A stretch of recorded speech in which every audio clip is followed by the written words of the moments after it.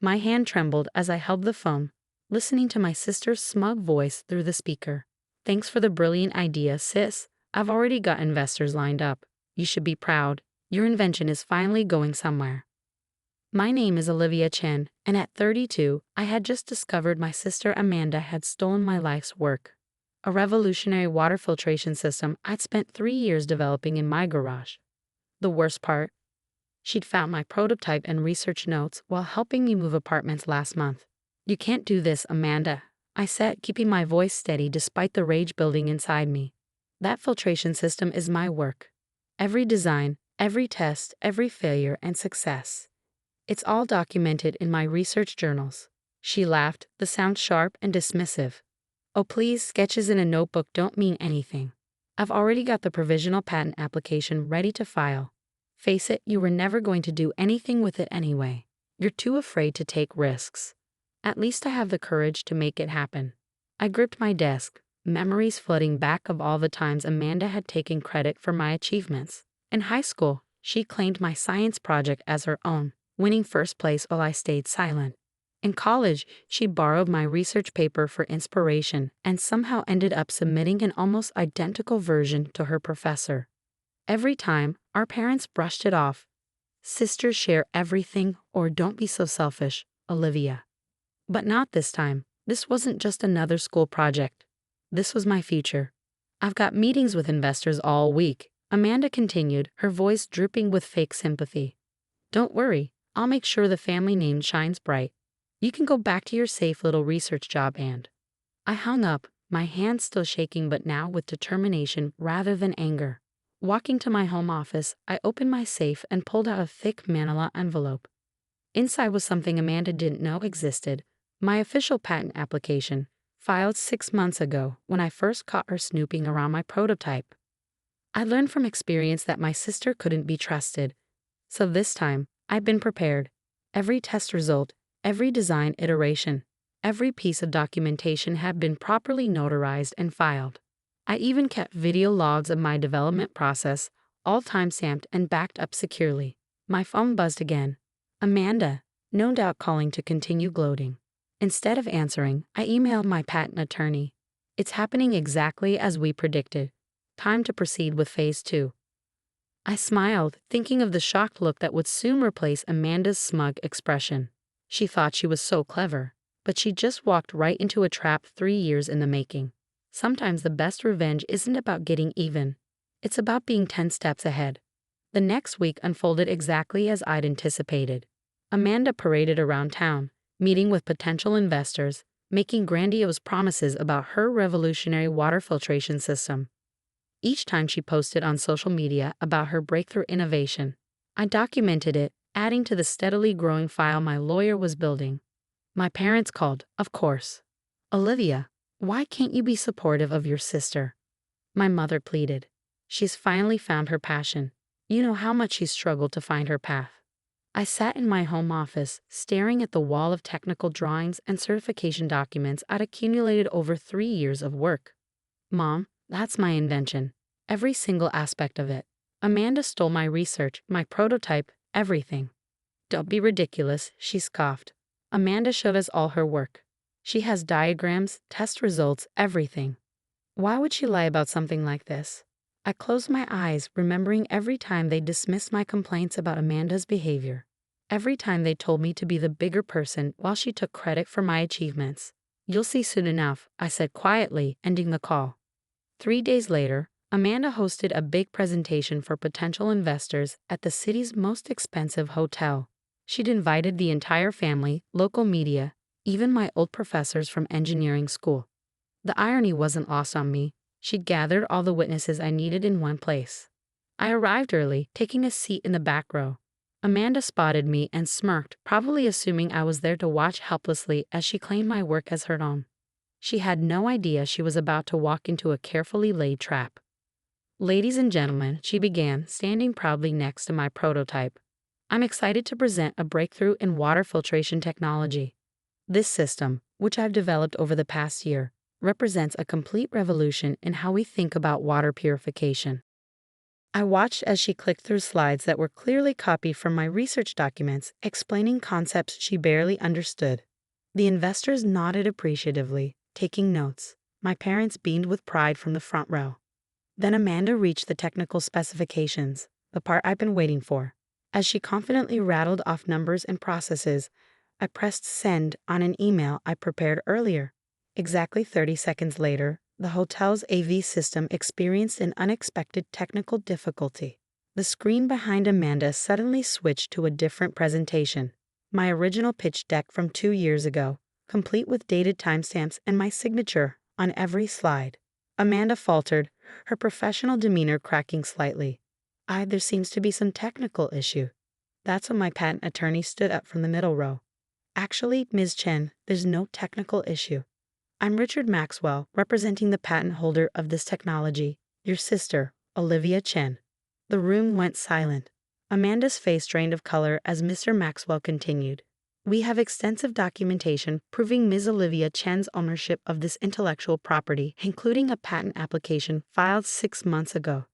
Additionally, we have evidence of your unauthorized access to and attempted theft of this technology. He gestured to 2 people in suits who had been quietly filming the entire presentation. Representatives from the patent office are here as witnesses.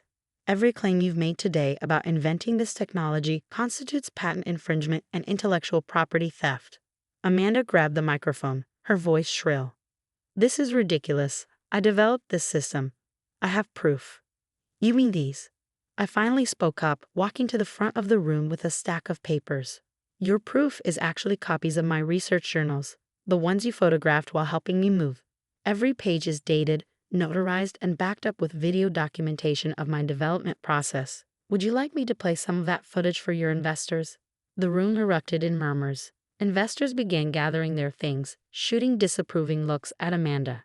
My parents sat frozen, their earlier pride replaced by shocked disbelief. I can explain, Amanda stammered, but it was too late. Mr. Maxwell was already distributing cease and desist orders to the investors, along with evidence packets documenting her attempted theft. I turned to the crowd, my voice clear and professional. I apologize for this disruption. For those still interested in the actual technology, I'll be holding a legitimate presentation next week. My team will contact you with details. As people filed out of the room, Amanda grabbed my arm. How could you do this to me, to your own sister? I gently removed her hand. No, Amanda. The question is, how could you do this to me, again? Did you really think I wouldn't protect my work this time? Our parents approached, their faces a mix of emotions. Dad looked disappointed, but for once, not in me. Mom just looked tired. Amanda, is this true? She asked quietly. Did you steal your sister's work? But Amanda was already pushing past them, running from the room in tears. She'd always been good at playing the victim when her schemes fell apart. The aftermath of Amanda's failed presentation unfolded like a carefully orchestrated symphony. Within days, my patent was fully approved, and several investors who had initially been approached by Amanda reached out to me directly. The irony wasn't lost on me. My sister's attempt to steal my invention had actually accelerated its path to market. But the personal fallout was harder to navigate. Amanda barricaded herself in her apartment, refusing to speak to anyone. Mom called daily, alternating between apologies and attempts to broker peace. Can't you drop the legal proceedings? She pleaded one evening. She's your sister, Olivia. She's suffering. I sat in my newly rented lab space, surrounded by improved prototypes of my filtration system. Mom, actions have consequences. Amanda needs to learn that she can't take what isn't hers. But she's family. Yes, she is, I interrupted, which made her betrayal even worse. How many times have you told me to let it go when she took credit for my work? How often did you dismiss my feelings because that's just how Amanda is? The silence on the other end was telling. Dad, surprisingly, took a different approach. He showed up at my lab one afternoon, looking older than I'd ever seen him. I owe you an apology, he said, examining my latest prototype. We failed you, Olivia. We enabled Amanda's behavior, made excuses for her, and taught her that she could get away with anything. Tears pricked at my eyes, but I kept working, adjusting a valve on the filtration unit.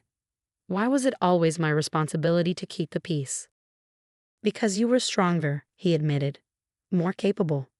We took advantage of that, expected you to be the bigger person. It wasn't fair. He picked up one of my technical journals, flipping through pages of calculations and diagrams. This is incredible work, by the way. I'm sorry I didn't see it sooner. 2 weeks after the presentation, Amanda finally reached out through her lawyer. She wanted to negotiate, to find a way to collaborate on the project. My response was simple. She could either sign a legal admission of her attempted theft and agree to cease all claims to my invention, or we could proceed with a full lawsuit. She chose the former, though not without attempting to spin the story one last time on social media. But my documentation was too thorough, my evidence too complete. Her posts only served to make her look more guilty. The real surprise came during a family dinner a month later. Amanda showed up unannounced, looking different, humbled, perhaps. I've been talking to a therapist, she announced quietly, about why I do these things. Take what isn't mine. Try to be you instead of finding my own path. I continued eating, not ready to offer forgiveness just yet. I'm not asking you to trust me again, she continued. I know I've destroyed that, but I am sorry, Olivia, truly sorry. Looking at her, I saw something I'd never seen before. Genuine remorse, not just regret at being caught. Thank you for saying that, I replied carefully. But you're right, trust has to be earned. 6 months later, my water filtration system launched to significant acclaim. The technology was being implemented in several developing countries, providing clean water to communities that desperately needed it. Every interview, every press release, every demonstration carried my name. Olivia Chen, inventor and engineer.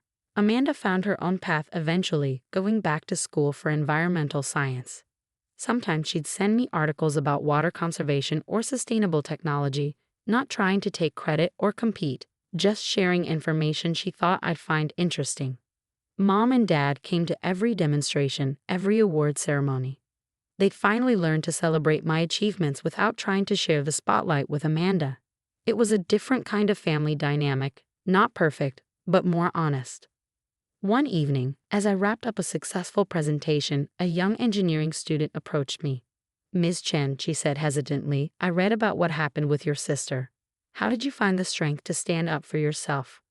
I thought about the years of preparation, the careful documentation, the quiet determination that had led to this moment. I learned that protecting your work isn't selfish, I told her. Standing up for yourself isn't wrong. Sometimes the hardest people to stand up to are family, but that doesn't make it any less necessary.